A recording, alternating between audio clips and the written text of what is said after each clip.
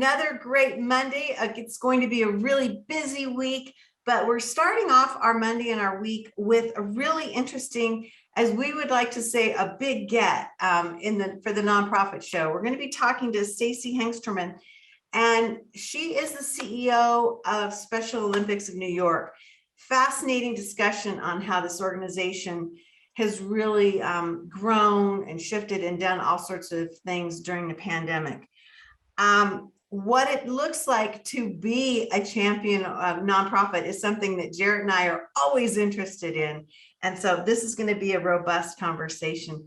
Again, we want to thank all of our sponsors. Without you, we would not be here having this discussion. And so we are incredibly grateful and proud that we have these folks that have been with us.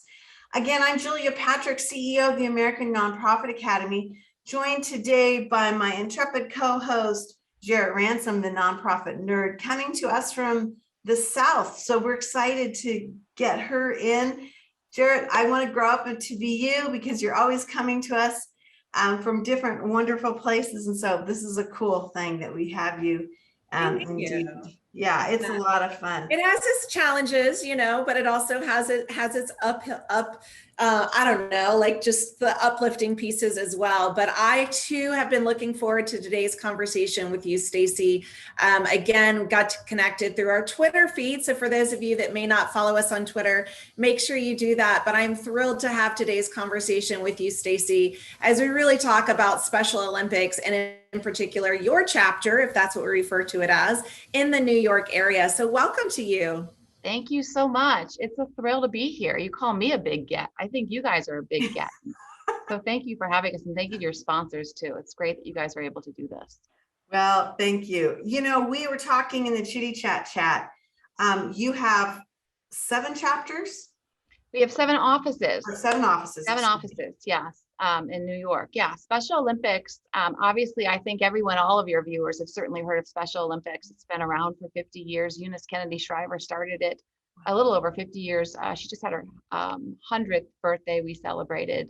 She passed away a few years ago, but she really started Special Olympics just it's really about inclusion through sports. Mm-hmm. So just giving an opportunity. Her sister had an intellectual difference, and she saw the isolation and the difference that she was treated, and started this organization to just start including people with intellectual differences through sports. So fast forward, here's Special Olympics New York, one of the largest programs in the country. We work with over 60,000 athletes.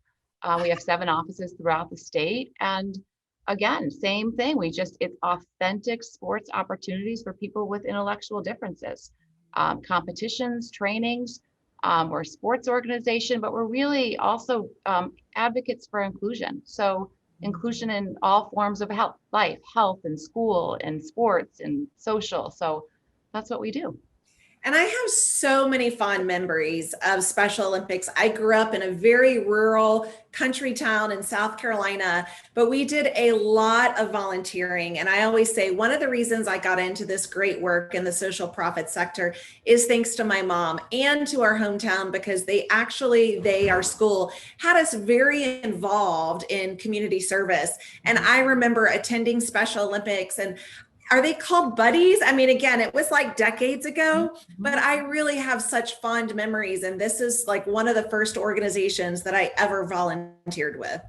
I love hearing that. We hear that all the time. I think the Special Olympics movement has really touched people over the years. The things that I like to explain about Special Olympics, and I'm on my third anniversary of being president and CEO, was always a fan of Special Olympics.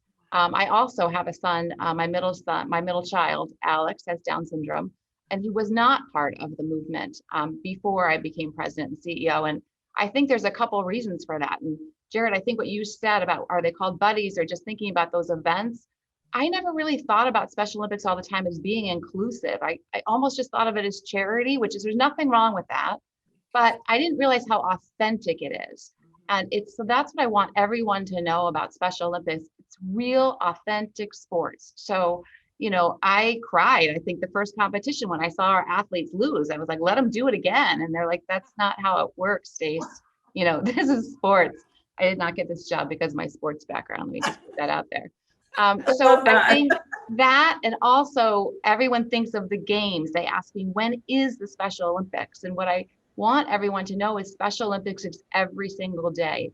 My son is now in powerlifting, and he goes to train 3 times a week. So that really for him is, that's what Special Olympics is to him. He might not ever make it to the big games. Maybe he will.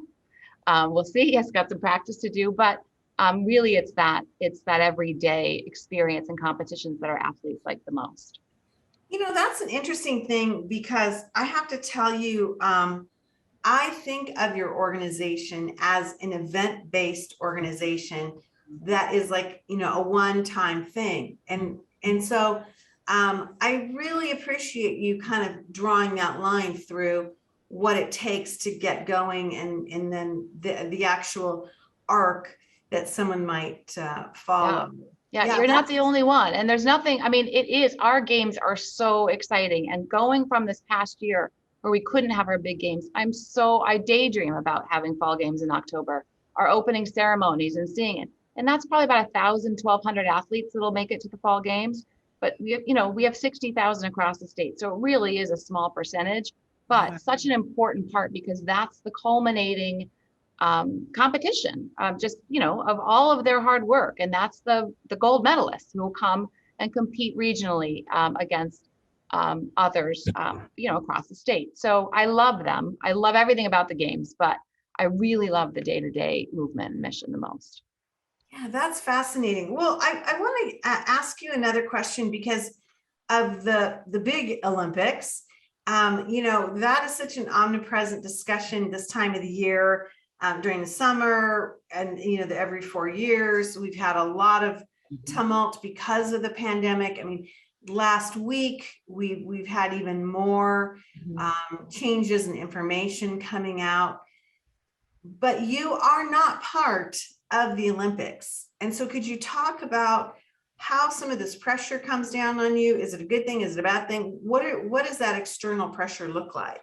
Yeah, I certainly watch. I feel for all those athletes, because obviously we work with our athletes, and how hard they work in their sport. And I feel for them right now, how isolating it is now for them. Everyone is just all done with the pandemic, but it can't be done because it's not over. So, we're watching. Next year is our World Games, which was postponed a little bit. So we have that. And then we have our USA Games. So I'm almost grateful that it's not this year, that we can, watch. But I do feel for all of the Olympic athletes out there that are competing without fans. It doesn't seem like a big deal, but it really is a big deal. And not being able to have that whole experience. But they're athletes, and just like ours, they know what they have to do. And I can't wait to cheer them on all summer. And I hope everybody else does too. Yeah.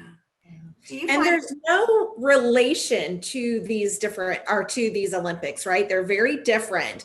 Now, I am curious if the International Olympic impacts maybe the Special Olympics fundraising goals, because I would wonder that, as a bystander, are really just having that thought. It's like, oh, I would like to make a donation, or I've been meaning to make a donation, or I wonder when the Special Olympics in our community is being held.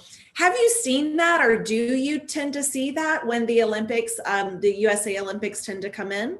Yeah, you are a nonprofit nerd. I didn't even think you got me. I think that's a great point. I do think that spirit of the Olympics, that spirit of sports, those fans certainly does benefit Special Olympics. We are the only ones that are really allowed to use Olympics in our name. So, we're not connected in that way, but we're connected in the same way as the movement and the love of competition. So that's it. The mission is the same. So I think it does benefit us, just because you catch the whole spirit of the gold medals. And we have a fundraiser this week, is the Night of Champions. So it's all about champions. We want for Special Olympics kind of the world to do what they do for the Olympics, follow those athletes. So when we announce our athletes for USA Games, it's really fun to just watch them train and get ready and follow them, just like we all have our favorite Olympic athletes, Mhm. how great. And ESPN helps us with that a lot, bringing that to the living rooms too, so everyone can have their favorite Special Olympics athlete too. Wow, that's amazing. Now, talk to us a little bit about how your overall competitive sites, your programming and everything was impacted by COVID. I mean, New York was just the epicenter. It got hit so hard, so quickly. And I think the rest of us across the country watched in horror, but you also set the stage for how we were all going to have to adapt and change. And I'm wondering what that looked like with all of your athletes and all of your programming. Yeah, it was, I mean, to say it was hard isn't enough, right? It just like, you kind of forget how hard it was. We were the first organization to shut down. I remember that phone conversation. And I remember thinking that especially they were kind of crazy. I was like, we're shutting down everything, every practice, everything all across the state, even though Buffalo is so far away from New York, all of that, but it was just shut down. And I think because of the people that we work with, our athletes, they are at a higher risk because of some health problems, and where they live in residential facilities and things like that. We just had to be extra careful, but it shut down really overnight, and just like everybody else. But we didn't know what we were really doing. Yeah. We're people that like to see each other on the fields and the courts and the tracks and the pools. We didn't do a thing by video, not one thing. I don't think we even had a board meeting that way. So we had to get ourselves up and running pretty quick for our athletes, that people with intellectual differences are so much more isolated than their neurotypical peers. So we were worried about them and wanted to let them know we were here. So we started doing workouts, and we started doing, fun Fridays and social things. But then we were able to get their coaches to get training clubs online. So by the end, we were having trainings, we were having seasons at home, gave them activities that they could start practicing and then get better and better, submit their scores, and then division them off and then compete again. So we were doing full seasons. So we never stopped. Obviously through furloughs and watching our own operating budgets and making sure we were conserving as much as we could for this time right now. When we're back together, we want to be able to say yes to everything. So we pay for everything for our athletes. They don't pay for anything. So I'm very, very proud of the organization and what they're able to do. And I think, our sponsors, our partners, I think they really took notice on how hard we tried. We certainly did not get to everybody, but we certainly did try. Stacey, one of the questions we like to ask our guest is, what did you do during the pandemic, in particular the global virus pandemic, that has worked so well that you will keep and continue as a standard operating practice? Yeah, that's a great question. We just had a staff meeting this morning, and we had visitors. One of our sponsors came and surprised one of our athletes because he's going to be a coach for the USA Games. And we're keeping those things, like we are statewide. So to connect that way by video, I think we didn't really think about where our athletes came from before they came to the fields and the courts. And I think seeing how many lived in residential facilities, community group homes, and they struggled so much they couldn't do even what other athletes could do. So we always want to have those seasons at home at school now. So even if they can't get there for some reason, there's always something virtual. So I really see us keeping this virtual programming in addition to we call it now on the field and off the field. So it's really a whole new thing for us, but knowing that we can't reach everybody in person ever, we're going to keep it up. I love that. I think that's great. And you mentioned that your board had never done virtual meetings. You moved your board meetings, I'm assuming, and your key staff meetings. How's that going? And are you going to be moving that forward as well? We're going to, in October, we're going back in person. I think we will probably, certainly allow more video, but as much as we got used to the video, we're all a little sick of the video too. Mm-hmm. So I think, having 7 offices, obviously as an organization that didn't use any of them, especially New York City, with the high rents, it was, do we need to have 7 offices? But I think for us, we do. We are, that's the way we do our work. So we did call everyone back to the offices in June. and certainly more flexible. I think we're always flexible for our work, but I think we work best when we're together. And I think we'll probably go back to mostly in person for board and staff this fall. Amazing, amazing.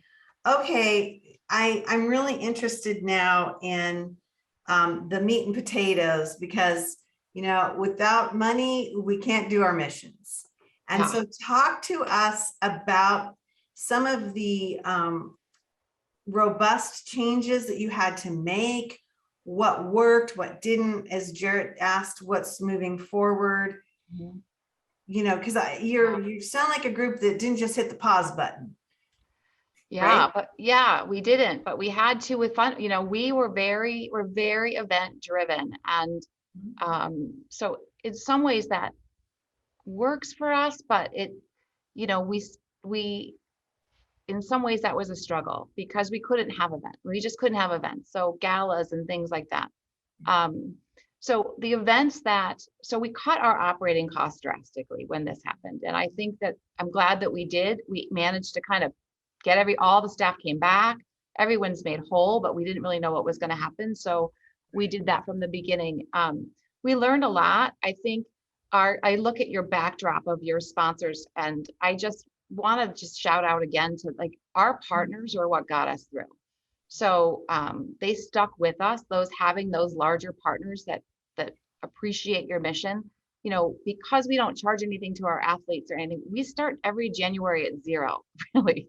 We don't have any recurring, you know, memberships or anything like that. So, you know, we have a few grants and things that, you know, but nothing that can stay. So it's all events for us, some larger grants, some government funding, but not very much. And we found that peer-to-peer still, you know, when we could do our polar plunges, we did some virtually. We did find that when we could venture out, more people wanted to go do something and get out there. So, you know, our golf, our polar plunges, which is jumping into cold water, which I said I would never do. And I did it 3 times during the pandemic because I just, you know, as a leader, you got to jump in there. And I actually had a ball. So I've apologized to our development team constantly saying, I'm sorry, I kind of poo-pooed this, but that's people so like great. to do Yeah. stuff. And so we changed more of our kind of gala type fundraisers to golfing, cycling, you know, getting outside. It was more safe for us, and really relied on some of our bigger partners that helped us with those operating costs through the year. Wow. And you did those throughout the state. You didn't just keep to one part of the state, being that you No. have so many offices, you had to kind of spread the, you know, the environment. We did. Yeah, all those offices, they all do their fundraisers. So New York City was obviously the one that, you know, we're just now kind of getting back to fundraising there. But no, you know, it was Lake George and Long Island. I jumped in the ocean, and it's, you know, it was all over. And that really, I think, you know, I kind of say for Special Olympics, it comes in, it's $10 million. It was before the pandemic. Now we dropped down to about 8, but we're climbing back up there again. I like to say it's in 5s and 10s. It really is, I think our mission really draws at the heartstrings of people, you know, like Jarrett, that have that nice feeling about it. So when someone asks them to do it, it might be $25, $50, $100. We have, you know, thousands and thousands of those. But I think those mean a lot to us. And I think getting the corporations in and giving them we call it a unified experience. So we'll do bocce, and we'll play with the athletes on a unified team. So not just having them volunteer, but really making it meaningful for our athletes too. And we do have those. So we're building a lot of those. And I think people really get us. And I think now more than ever, because I think the pandemic really isolated people. And when they realize that there's still populations out there that are still isolated, and we always have to reach out, people really want to help. And that social aspect is so, so important. I was an athlete growing up as well. And I actually remember it was a Special Olympics. Like it wasn't a normal game. And I shouldn't say normal, but it wasn't like a standard kind of like rostered game. It was like the gold Olympics, like that was the pinnacle Yeah, of that's the probably event. what you did. Yeah, you probably That was volunteered at their exactly big what I games. did. Yeah. But being an athlete, I know that there's so much more work, dedication, mindset, that goes into preparing for that. And I can imagine during the pandemic was really hard, but to see your community rally, as so many of us have, but in particular for your community here, Stacey, throughout New York, how heartwarming is that? It's just so extremely heartwarming to see so many individuals come together during a really, really difficult time. It's I mean, it's everything. It's beyond heartwarming. It just makes you just know everything is going to be okay. And I think I'm so grateful for this job and for this mission because it touches so many people. And I think once people get involved with Special Olympics and they really know, get what it's about, like they'll never leave. I think what I admire, or I even aspire to, if that even makes sense, because I know I'm the president and the CEO, but the volunteers, the coaches, that they have that volunteer opportunity that they can really identify with in their life. It's not just a day or thing. They are a Special Olympics coach. They are a Special Olympics health director, clinical director. And I wish that I had that same kind of volunteer relationship that they have. It really is unbelievable. And like I talk about, my son Alex is powerlifting 3 times a week. I don't know if that was in the chitty chat. I just really wanted to say chitty chat too.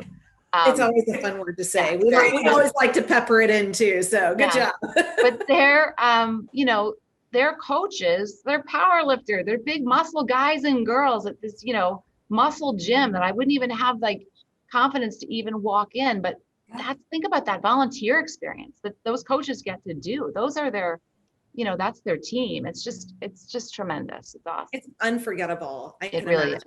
So talk to us a little bit. We don't have much time left, but talk to us about the trajectory of what it means to go from being an athlete and training in the competitive process, because I would imagine a lot of people think that you are fundraising for your big event, your Olympics, but really it's a trajectory that follows the journey and all the costs associated with each athlete, right?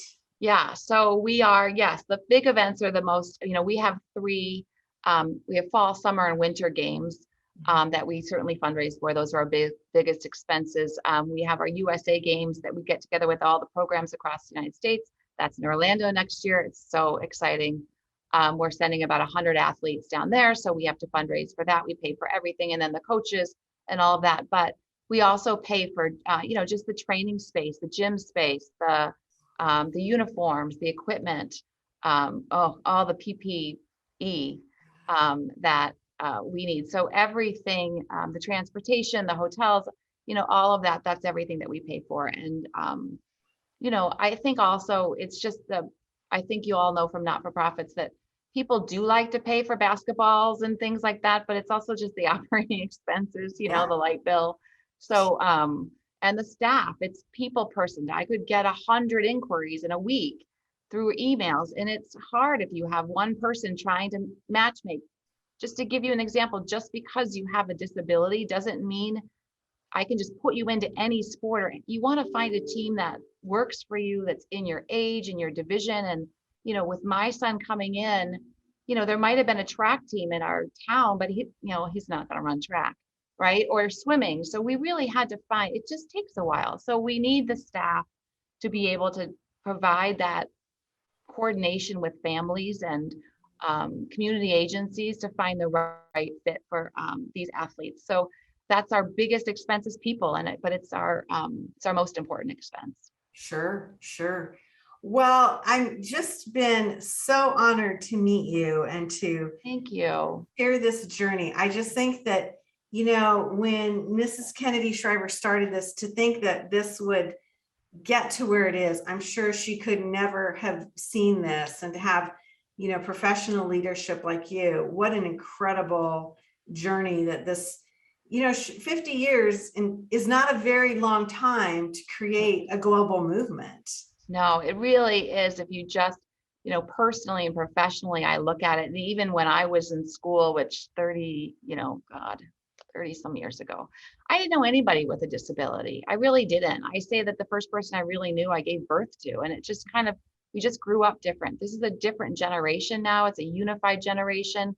We have, unified sports in schools where half the kids have disability, half the kids don't. So she really, it's, they call it an inclusion revolution, but that's really what she did, just through the power of sports. And I'm personally so grateful to her. But professionally, I just think there's so much more to come when maybe there isn't even a need for Special Olympics anymore, because everybody is included into sports. And I see it, I really do see the change from when I was growing up to when my kids are growing up, and it's pretty awesome. Yeah, the foresight of that, and to see the inclusion revolution. I love that terminology. I'm sure it's not new to you, but for us, or for me, I don't want to speak for you, Julia. I love that. And we hear so many amazing nuggets throughout the years. And you're right, Julia, a 50-year, really isn't that long when you look at that. And I've seen, Special Olympics change, because that was in the 90s that I was referencing, like really being involved, and to see how the business model of the organization, the growth across the nation has really changed. It's just been phenomenal to watch. And we are so grateful to have you on, have your voice on as a representative of Special Olympics of New York. So thank you so much, Stacey. Thank you. I knew it would be fun, and it was. Thank you for helping us get our message out. And thank you for all that you're doing. Absolutely. Oh, yeah. It's amazing. Here's Stacey's information. Their website's really great, incredibly robust. When you look at all the things that this organization is doing, you realize that it is not just a 2-week period of, fun and hijinks. It is like grinding work. Yeah. And fascinating to see. And I love that you introduced us to the concepts of how your organization really functions, behind the curtain, so to speak, because all of our viewers in the nonprofit sector know that, we oftentimes are known for one thing, but it's really this trajectory that we have to, battle through in order to get to that end point. Yeah. And so you shared with us some really amazing things. Check out specialolympicsny.org to see what they're doing and how they're impacting our communities. Hey, I'm Julia Patrick, CEO of the American Nonprofit Academy. I've been joined today by my nonprofit nerd, your nonprofit nerd, the nonprofit nerd, Jarrett Ransom, coming to us from the South. I've got it down after, Well, you've arrived when you have a moniker. That's all. That's right. That is right. Thank you. That's like pretty damn impressive, if I do say so myself. Great. But anyway, we want to thank our presenting sponsors. Again, without you, we would not be here having amazing guests like we do. We're so, so fortunate. We have a big lineup of guests this week, so you won't want to miss any of our episodes. And if you want to catch pieces from our archives, or you want to research something, we have now close to 350 episodes. You can find us on Roku, Amazon Fire TV, Daily Motion, Vimeo, YouTube. We're kind of everywhere. It's a little amazing, but you can find us, and we want to find you. We've launched a new show, fundraisingevents.tv, just specifically about the business of fundraising events and all the things that go on. We always say, from golf to, galas, from ballrooms to barns, we got you covered. So check out Fundraising Events TV with Jason Champion. Wow. Okay, Jarrett, great way to start off the week. I love it. Every week we have such amazing guests, and I really like it when we start off with such a robust conversation like we did today on a Monday, or I like to say Monday, because I think we should have just as much excitement as we start a week as we end a week. So It is so important for all of us to continue doing the great work that we do. So yes, thanks again to our amazing sponsors and to our amazing guest, Stacey, for joining us today. We hope that you'll all come back again tomorrow to join us. And until then, stay well so you can do well. Thanks, everyone.